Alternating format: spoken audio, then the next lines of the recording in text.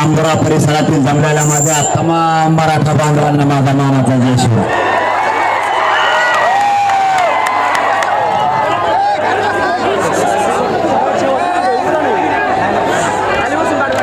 शांत बसा. 10 वाजायच्या आत कार्यक्रम संपला पाहिजे. मराठ्यांच्या पोरांनी समजून घ्या. शांत बसा म्हणलं का आपला समाज आता शांत बसतो. एवढं आलात का तुम्ही?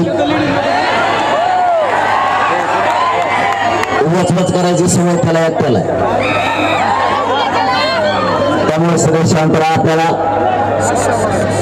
आदर्श आचारसंहितेचे सगळे नियम पाळायचे. मान्य न्यायालयाने घालून दिलेल्या नियमाचं आपल्याला पालन करायचं. इकडच्या कोपऱ्यातल्या खाली बसा वर बसा म्हणायचं गप एका जागा बसा. सत्कार नंतर आणि हे सगळे सकाळपासून थांबले तिथे. माझा मराठ्यांना आपली लढाई मराठा आरक्षणाची. आपण या ठिकाणी जमले मराठ्यांना आरक्षण मिळावं. आपल्याला न्याय पाहिजे आपल्या लेकरांसाठी. कधी मराठा समाज एकत्र येत नव्हता. मराठा समाज तुमच्या आणि माझ्या कष्टामुळे एकत्र आला. मराठ्यांच्या एकीची भीती देशाला लागली. मराठा इतक्या ताकदीने एकत्र आला की मराठ्यांची दहशत देशावर बसली. ज्यांना कोणाला महाराष्ट्रात जायचं नव्हतं, मराठ्यांच्या एकी पुढे सगळ्यांना गुडघे टेकावे लागलं. तुमच्या एकीची भीती इतकी बसली, चांगल्याची गोष्टी बंद पडली. या महाराष्ट्रात इतक्या टप्प्यात कधीच निवडणुका झाल्या नव्हत्या. मराठा एकजूट आला आणि महाराष्ट्राची निवडणूक 5 टप्प्यात ठरली. जिथे 1800 उमेदवार आहेत तिथे एका टप्प्यात झाली. प्रत्येक टप्प्यात त्यांना मराठ्यांसाठी प्रत्येक टप्प्यावरती पंतप्रधानांना आणावं लागलं. इथंच मराठ्यांचा विजय झाला.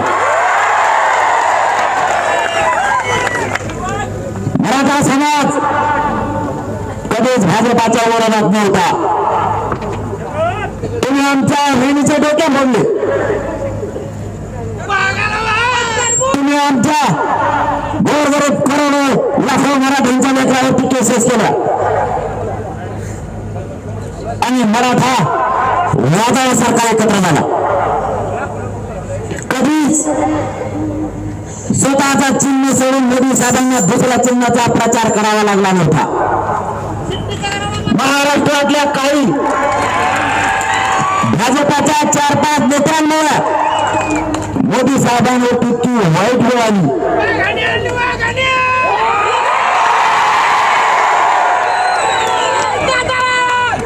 यांचा मराठा द्वेष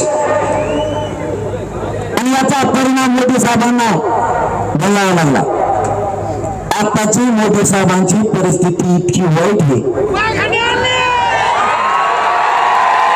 मोदी साहेब मुक्कामालाच महाराष्ट्रात सतत गोधडांना ते नीटच झोपले. सकाळी लगेच सुरू. मला म्हणतात मराठ्यांचा डर. याच्या अगोदर मला लावायचं आम्हाला ओबीसीच्या मताची गरज आहे. आम्हाला मराठ्यांच्या मताची गरज नाही.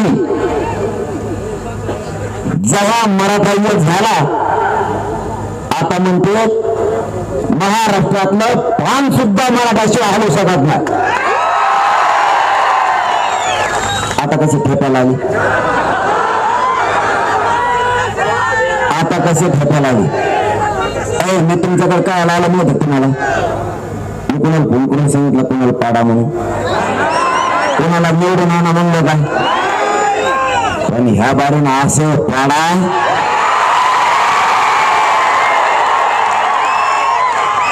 त्याच 5 पिढ्यात कोणी उभारणी राहिली पाहिजे. त्याचा नातू त्याला म्हणला पाहिजे. आणि आपल्या आजाला मराठी लय प्रकार पाळणे होतो. मी कोणाचा वाटा जातो का? आमच्या वाटा काय आला तरी एरीत देणार नाही, घरकुलत देणार नाही. दीपावळ्यात त्याचा आजाला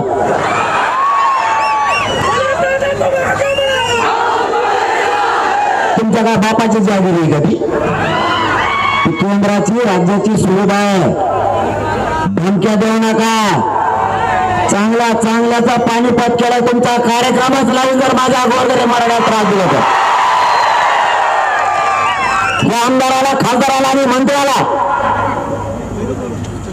स्वतःच्या नेत्यासाठी आणि दुसऱ्यासाठी जातीच्या विरोधात जायचं सांगितलं कोणी? जातीच्या जर विरोधात गेलात ना पुढच्या 10 पिढ्या तुमच्या कपाळाला मराठी कधीच गुणाला लागू देणार नाही. नादाला लागू नका. मी कुणाच्या वाटा नाही जात. माझ्या गोरगरीब मराठ्यांना त्रास देऊ नका. आणि हे जर कोण दिले ना त्यांच्या दाराला केला टाकतो. एकटे जवळ तालुक्यातल्या किंग 46 घरकुलं घेतले. काय गरज लागली कोणत्या आमदाराची फंडाराची? काय घरकुलं देत नाही तो मला आमच्या जवळ मोठा झाला ना मला डिरी शिकायला लागला का? आता आपण बी एक पहिल्यांदा नव्हतो. अजिबात दाबायचं नाही. आणि त्यांना इथून सांगतो दुसऱ्यासाठी मराठा समाजाच्या विरोधात जाऊ नका. कायमचं संपत आल. ही शेवटची संधी तुम्हाला. आता आज कोणतरी बोललं म्हणते. आज मला बोललो काल कोणतरी मला 10 वाजले सांगा रे. मी मानतो बाबा, कायद्याला मानतो, आचारसंहितेला मानतो, मला पाळायला लागतो.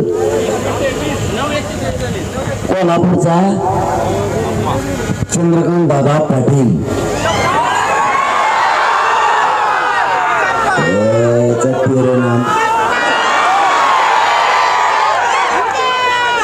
खेकडे भंग पाडायला नदीतला खेकडा असले तुला बोल वगैरे काच पाणी मी काही गावा काय म्हणतो माहिती का देव म्हणतो असे फोटो करतो मराठ्यांना आरक्षण दिलं. कुठे दिलं रे?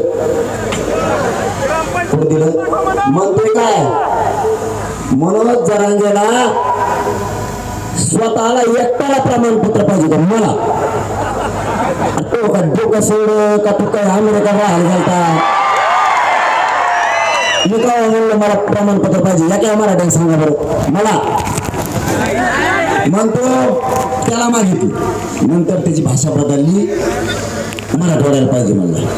नंतर बदलली महाराष्ट्राला पाहिजे. आणि कंगावा करतो मी आणि गैरसमज पसरतो. तो भाषेचे ट्युनिंग बघा त्याच्या. मला वाटतं कुठल्या तरी युट्यूब चॅनलला त्यांनी मुलाखत दिली. त्याची ट्युनिंग इतकी डेंजर आहे. माझ्या देवेंद्र फडणवीसांनी दिलं 10% दिलं. जरांगे पाटील गैरसमज बसतो. आणि महाराष्ट्राच्या भाषाच नाही प्रकार. तू का लोकांचे कपडे घालून घालून मोठा झाला. तू माझ्या नादी लागू नका. तो अगर पंचायत ना तो कार्यक्रमच करून टाकी. मी तो नादी लागलो का? तुम्हाला बोलला कशाला? परत त्याची कुणी आहे का तुम्ही? मला वाटतं लेट्सअप काहीतरी बहुतेक चॅनल आहे त्याच्यावरती बोललंय.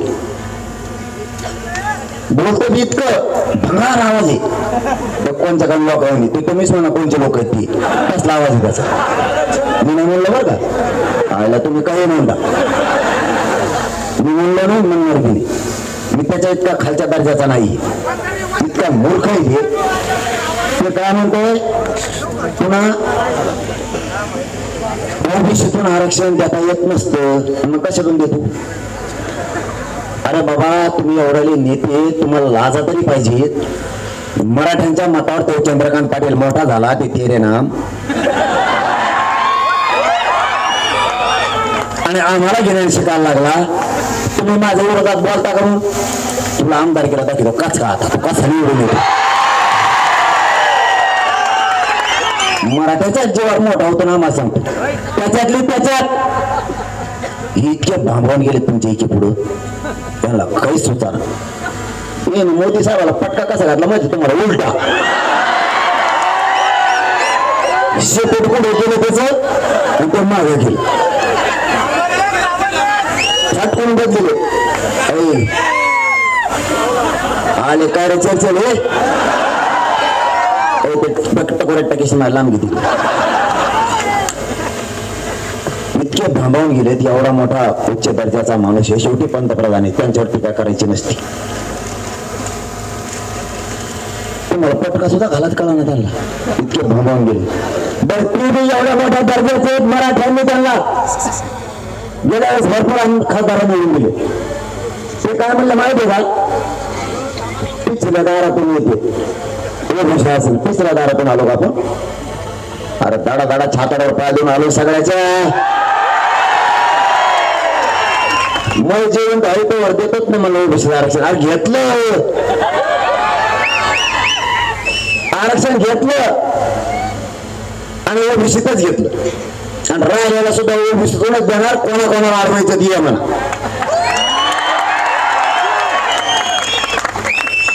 यांच्या डोळ्या देखता आणखीन एक विषय होतो. किती लापट माणूस असावं याचं जिवंत उदाहरण. मी कोणासाठी लढतो? मायबाप गोरगरीब मराठ्यांसाठी. मी तर सगळ्या पक्षाचे लोक आरक्षण देणार आहे. भाजप सहित राष्ट्रवादी काँग्रेस शिवसेना सगळे. मी लढतो जातीसाठी. कारण मला विरोध करता. आरक्षण तुम्ही घेणार, तुमच्या जातीचे लेकरं मोठे होणार. आरक्षण देण्याची कोणी सापडण्याची जबाबदारी यांची होती. कारण विधानसभेच्या पटलावर मंत्री आणि आमदार काम करतात, यांची जबाबदारी होती नेहमी सापडणं. यांनी सापडल्याच नाहीत. आपल्या गोरगरिबाच्या संघर्षाने मराठ्यांना नोंदी मिळाल्या. 1.25 करोड मराठा आतापर्यंत आरक्षण घेतलेलं आहे. तरी तुम्ही नेता कोण बोलणार? बाकीच्या जातीचे लोक, त्यांचे नेते त्यांच्या जातीकडून बोलायला लागले. आणि यांच्या डोळ्या देखता हे व्यासपीठावर बसलेला असताना ओबीसीचे नेते म्हणतात मराठा आणि ओबीसी वादी. कुठं वादी? बीड जिल्ह्यात नाही आणि महाराष्ट्रात नाही. तुला कसं काय दिसला? मी क्लिप आली मला आता गाडीत सांगितले. उमेदवार म्हणते, मला वाटतं कोणीतरी बंजारा बांधवाचा राठोड भैया बहुतेक कोणीतरी आहे असं मला गाडीत सांगितले. त्यांची क्लिप व्हायरल झाली. तो म्हटला आपल्यावर वेळ आली, मराठे सगळे एक झाले, तू आमचं कोणी. मला एक सांगा, हे त्यांच्यासाठी उदाहरण महत्वाचं नाहीये.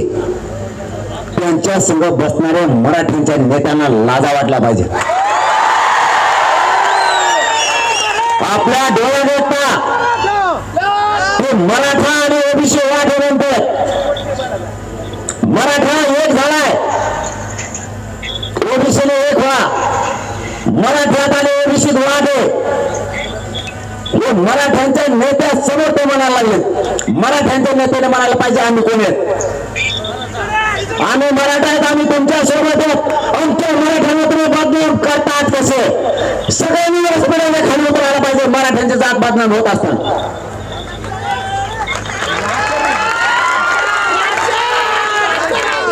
तुमची जात बदनाम तुमच्या डोळ्यात होती. लक्षात ठेवा. महाराष्ट्रातल्या सगळ्या मराठ्यांच्या नेत्याला सांगतो, आम्ही संपवायचे, तुम्ही संपलात म्हणून समजा. आम्ही एक म्हणून तुम्ही गोरगरिबाच्या जीवावरती तुमची डेअरिंग आहे. इथं पक्ष आणू नका. आपले लेकरं मोठं करायचं बघा. माझ्या अंगात शक्ती नसताना, माझं शरीर मला साथ देत नसताना मी मरायला सुद्धा तयार आहे जातीसाठी. तुमच्या डोळ्यात येता तुम्ही जातीचा अपमान सहन करू कसं शकता? इथं बसलेला सगळ्या मराठ्यांना सांगतो, तुमच्या आजूबाजूला ओढून बघा, आजच्या बैठकीला कोण नाही. मग तो कोणत्या पक्षाचा असू द्या, त्याच्या घरी जाऊन पाय पडा, त्याला सांगा इथं प्रश्न जातीचा आहे, राजकारणाचा नाही. तुझ्या पाय पडून सांगतो, जातीचे लेकर आणि जात मोठी करायची. भंगेन भांगेन खात असतो प्रथम एवढं मला काय रे, त्याला समजून सांगा, तुझा पाय पडतो, जातीचा प्रश्न एवढी संधी आहे, आरक्षण मिळून आपले लेकर मोठे होतील, सगळे जाती निवडतात, तू निवड. बहुतेक मला अंदाजा कसा दिसतोय, दाटू मोठी व्यासपीठावर का कोण कार्यक्रम लावते का काही, तरी पण समजून सांगा जात महत्वाची. आणि त्याच्यानंतर जर नाही आला तर त्याला जिल्हा परिषदला भरायचंय, पंचायत समितीला भरायचंय, त्याला सरपंच व्हायचंय. त्या टायमात त्याला सांगायचं जातीच्या लेकराला गरज होता, बैठकीला येत नव्हता, नेत्याचा मागा माग पळत होता पत्रवाळी घेऊन. आता चल वा बाहेर, कारण त्याचा नेता आपल्या घरात नंतर येणार आहे. सरळ या अंबोरा नगरीतून सांगतो, शेवटचा चान्स. मराठ्यांच्या जातीच्या विरोधात जाऊ नका. दुसऱ्यासाठी लई परिणाम वाईट बघायला लागतो ना. आत्ताच मोदी साहेब आली तर झोपायची वेळ आली. जर तुमच्या नेत्याला तुम्हाला लईच वाईट वाटतं बोललेलं, तुमच्या नेत्याला सांगा सगळ्या स्वारीच्या अंमलबजावणी देऊन टाका, ती येडं आमच्या मागं लागलंय. नसता मराठा आणि कुंभी एकाचा जर कायदा पारित नाही केला, विधानसभेला मैदानातच झोपट आहे. बघतोच तुमचा कसा कार्यक्रम लावायचा. आणि देवेंद्र फडणवीस साहेबांना सांगतो, तेरे नामला समजून सांगा, माया नादी लागलेले सगळ्याचे टांगे पलटी केलेले माया नादी लागू नको म्हणून सांगा त्याला. भांग पाडी तो कसला घालून माया नादी लागू नको. ते 15 रुपयाचा बेल्ट घालणारा जामनेरचा गप केलाय, याला गप करा. तो सगळं मतदान 67 सुद्धा नाही कोल्हापूर जिल्ह्यात. मराठ्याचा जो अडवळ ते गप बस म्हणा. याच्यानंतर जर गप नाही बसला, मी कोणत्याही थराला जाऊ शकतो, मी माझ्या जातीसाठी मरायला भेट नाहीये. देवेंद्र फडणवीस साहेब त्याला सांगा. इतकी हाल होती की खूप. बाकीच्यांचा हिशोब करायला मी पक्का आहे. बाकीच्याची काळजी तुम्ही करू नका. तुमचं याच्यासाठी कौतुक करतो, तुम्हाला बैठक घ्यायला सांगितली, तुम्ही विराट रूपाने सभा घेतली, तुमच्या मनापासून कौतुक करतो. लोकांच्या कोपऱ्यात नजर सुद्धा करत नाही, मी हटत नाही. कोणी वाढ महाराष्ट्रातल्या मराठा समाजाला ओबीसी प्रवर्गातून आरक्षण दिल्याशिवाय एक इंचही मागे सरकत नाही. तुम्ही हटू नका. तुमच्या खांद्यावर आणखीन एक जबाबदारी. नारायणगडला 8 जूनला मोठा कार्यक्रम होते. इथून आपला परिसर सगळा नारायणगडावर ते 8 जूनला आला पाहिजे. एकाने ही घरी राहायचं नाही. 6 करोड मराठा समाज 8 जूनला नारायणगडला होते. आपल्या बीड जिल्ह्यावर प्रचंड मोठी जबाबदारी. याचबरोबर आणखीन एक काम सांगतो, कोणाला पाय लावू नका. आणि कोणी पाय लावला तर अजिबात सहन करायचा नाही. पूर्वी वेगळं होतं, आपली जात वेगळी होती. कसला उठायचं ना आपल्या घोडे लावायचं. आपली जात वेगळी होती. आपला खूप छळ झाला. आपले लेकर शिकताना सुद्धा त्यांना त्रास झाला. जाणीव असू द्या. आपल्याला कुठं भांडण दंगली नाही करायच्या, पण छळण अन्याय पुढच्या काळात सहन नाही करायचं. मराठा बी काय असतो ना, वाटा जामाना मग दाखवतो मला. आता अन्याय सहन नाही करायचं, आणि मी जिवंत आहे ना तर खंबीर तुमच्या मागे काळजीच करू नका. त्यांनी खूप अन्याय सहन केला, आपल्यावरती खूप अन्याय केला, आपण सहन केला. यांच्या एखाद्या गावात जास्त संख्या असेल, आसपासच्या गावात आपली आहे, याची एखाद्या जिल्ह्यात असेल, आजूबाजूच्या जिल्ह्यात आपली आहे. खेटायचं तर खेट पहिल्यांदा वेगळं होतं, आता जात एकत्र आली. मला एकदा अटक करायला आली. फडणवीस साहेबांनी सांगितलं, आता ते नाव ठेवत नाहीत का बारीक लेकरायचं, आता ठेवत असतं बघ 5व्या दिवशी. तशी आता पोलिसाच्या कानात हळूच बोलत ती, त्याला अटक करा, अटक करा. मला अटक करायला आले, नुसतं नाही झालं, 2 लाख पोर आलं अंतरवाली 2-4 घंट्यातच. ते म्हणलं आम्ही अटक करायला नव्हतं आलो, त्यांना बघायला आलतो. बघायला काय नवरदेव आहे का मी? त्यांना बघायला आलतोच म्हणले, काही नाही, सहज आलतो फक्त. हे काय चाललोच ना, याला म्हणतात मराठीची एकी.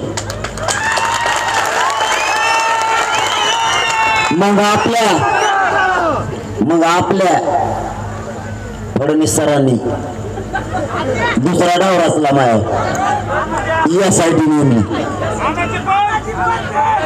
मराठ्याला कळालं, यासाठी नेमली. मराठा म्हणलं आम्ही तुमच्या पुढे जाणार आहे. ती गुण ठेवली का कुंकड हिंडे, तिचा मिळत लागा ना. मी लगेच वाट बघत तिची आता येईन, मग एकच एक दिसती काय मला ती बघायची होती. याय ना इकडं काड्या करतो माझ्या नाद नको लागून मी येडा आहे. तेव्हा तर दिसूनच द्या ना मी कुठं बसलाय. ती यावल्यावाला कुठे गेला का खरं. मला जेवण बसला बरं पाड आहे तिकडे.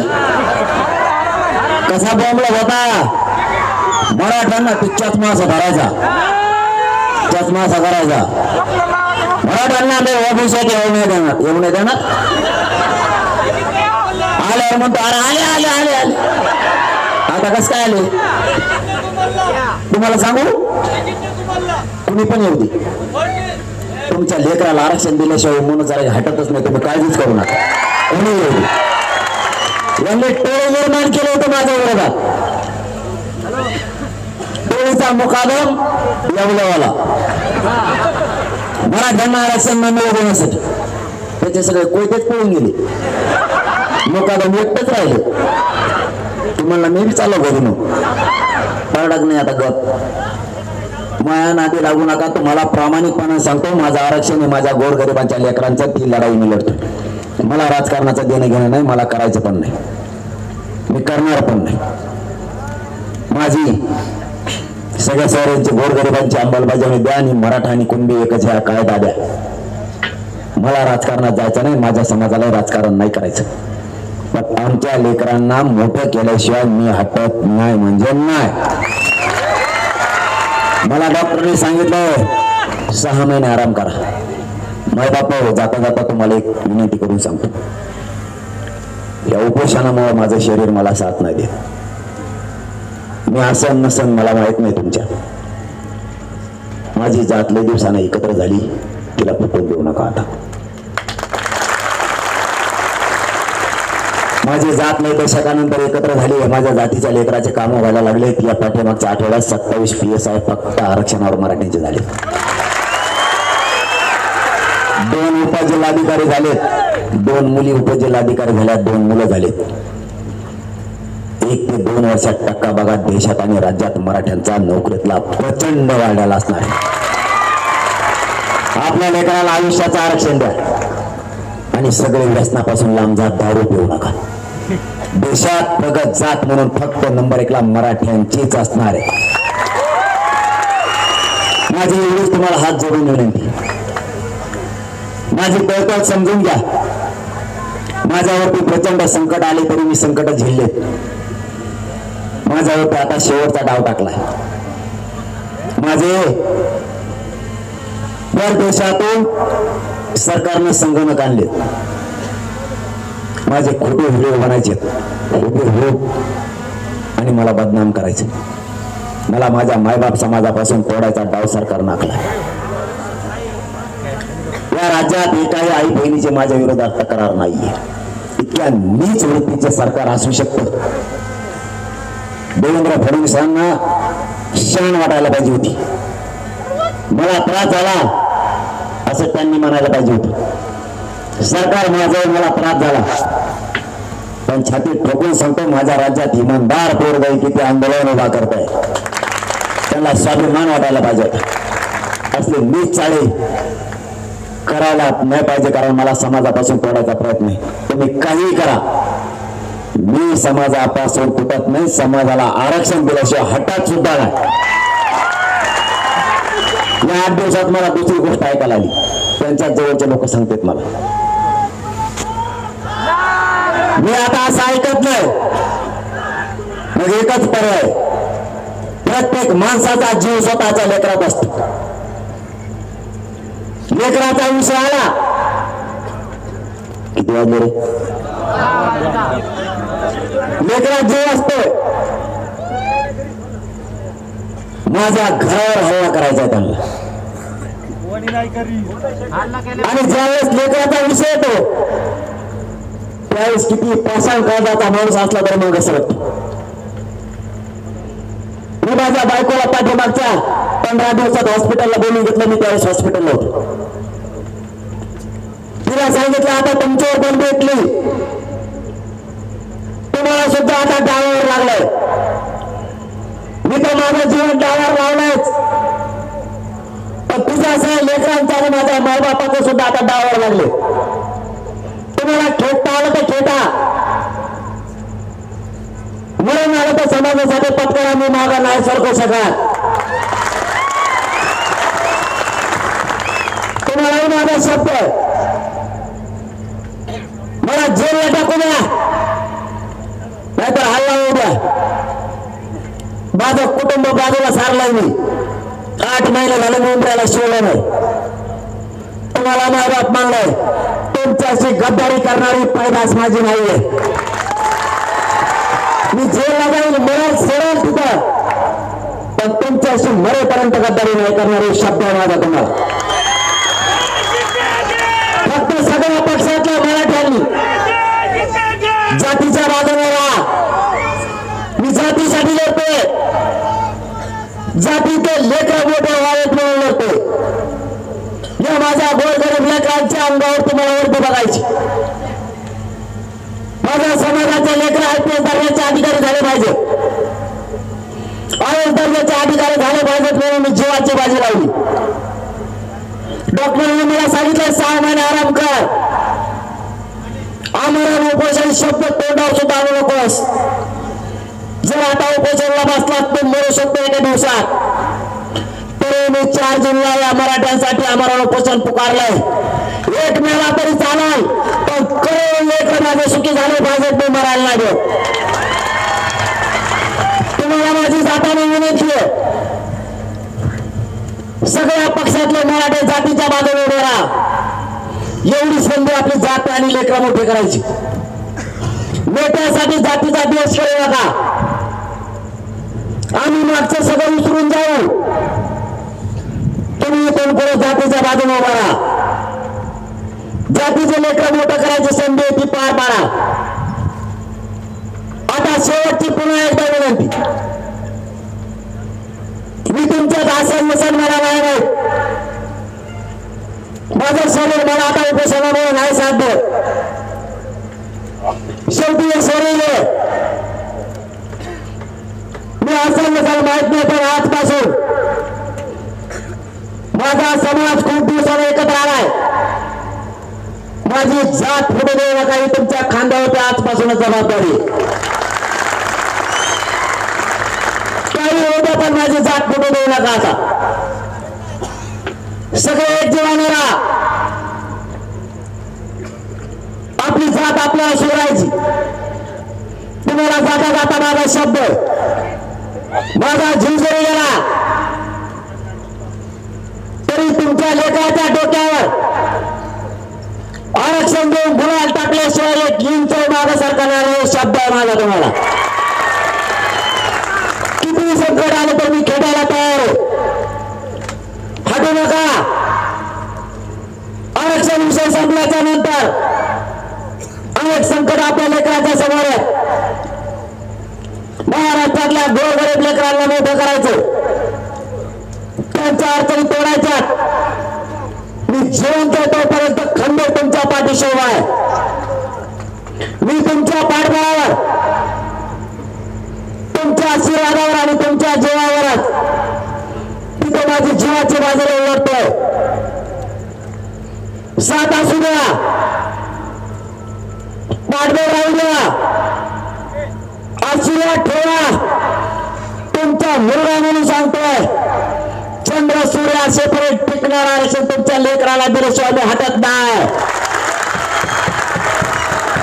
यावेळेस कोणालाही पाडा, कोणालाही निवडून आणायला गरज नाही, पण असं पाडा 5 किलोमीटर पुढे उभा कोणी आला पाहिजे.